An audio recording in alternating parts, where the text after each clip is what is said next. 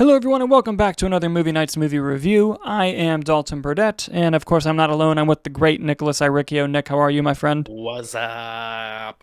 What's up? Wow, that's an old reference, but love it. You love to see it. Thank you for watching the Movie Nights channel, and today we're going to be talking about Presence, the new film from acclaimed director Steven Soderbergh. This is kind of a family drama film told entirely from the perspective of a presence or entity or ghost in this home that they're in. And it has a pretty good cast, and it has an interesting premise. And I'll go first here, buddy. Yeah. I like this movie. I like this movie a lot more than I thought I would.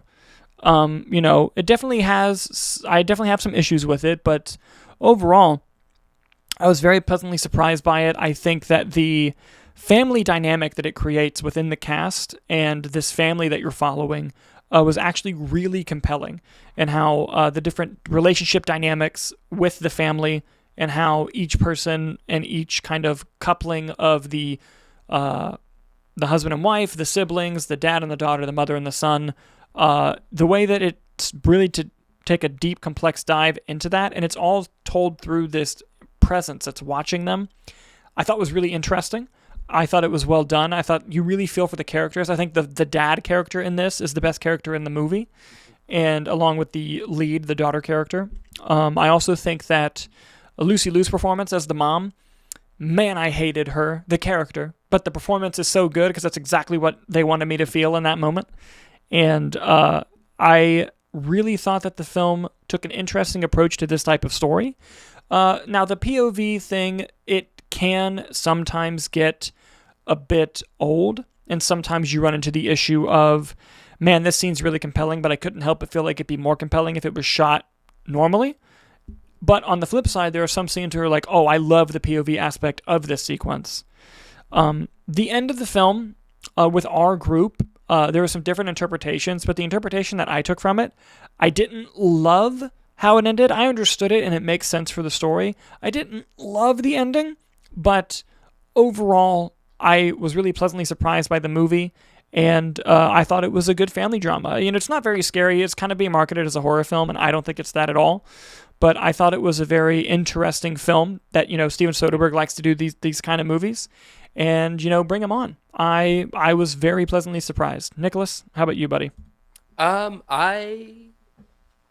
think I'm more on a little. It was fine. I have some issues and hesitations on it. I can't say I was excited for the movie. I honestly hadn't seen a trailer. I just knew the premise of like, oh, he gave a ghost to camera, and I was like, well, that sounds cool in concept. I think I was expecting a lot more horror elements just based off of word of mouth, and so I think it took me a minute to get into the, oh, this is a family drama from this presence. I'm a big fan of Steven Soderbergh's work. I love Magic Mike 1, 3. I love the Oceans movies. I think he's someone that is continually always trying to innovate and try something different. He's shot on iPhone. He's used like unknown casts. He's now given the ghost to camera. I think he's someone that continues to try to experiment and isn't afraid to fail, which is something I respect and admire about him. I think the performances from Lucy Liu and the dad, played by Chris Sullivan, who is Taserface in Guardians Yes. 2, I found out, which was a fun little delight. I thought that their dynamic worked really well.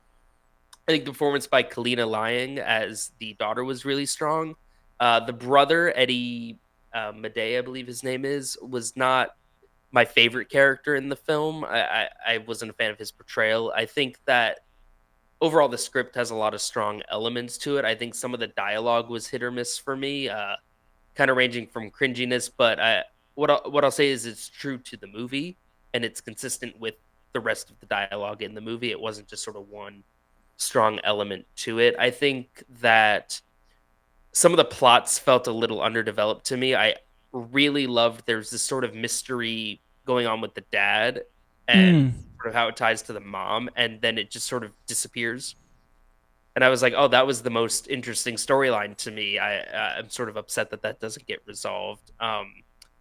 In terms of the gimmick of the movie, right? The POV from the ghost with the camera, I it worked for me for a vast majority of it. I actually felt the most characterization from this entity in the presence, and I think that's a testament to the camera work and how they were able to play into that.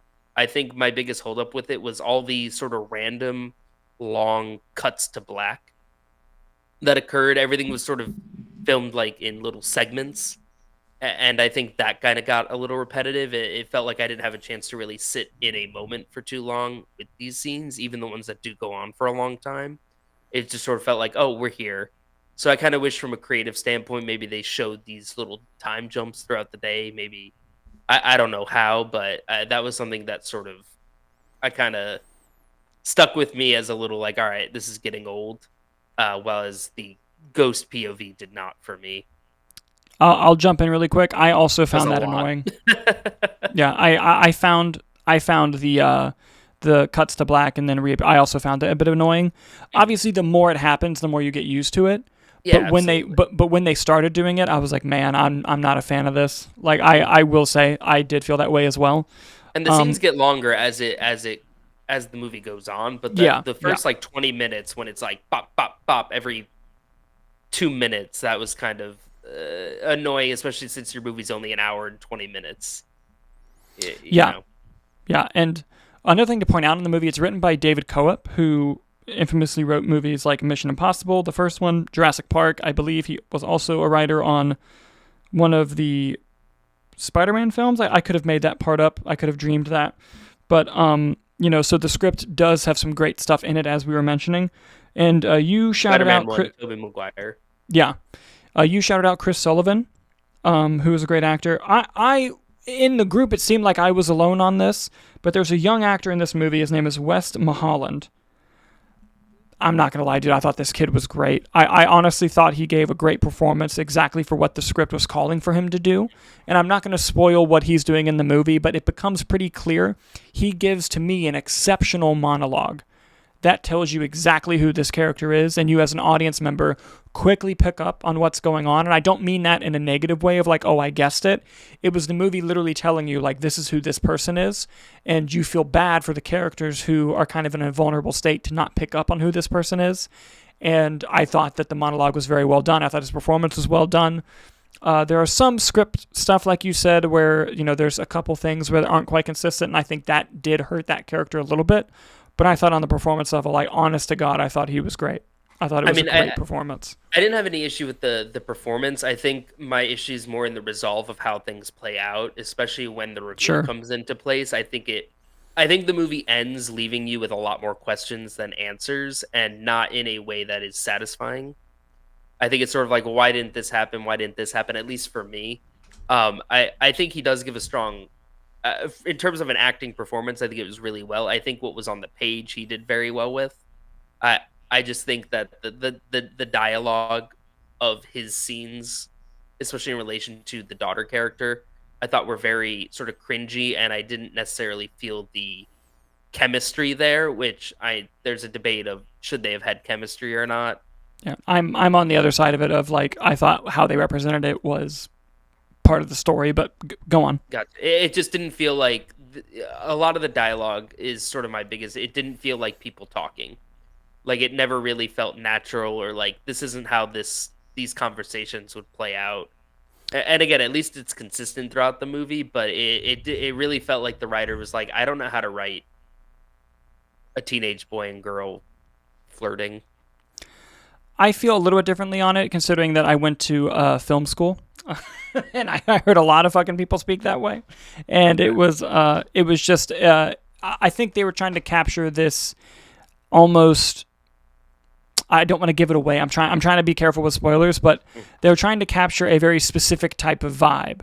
I can say manipulative. I don't think that's too spoilery, and I think they nailed what a kind of master manipulator at that young of an age. I think he was like 17.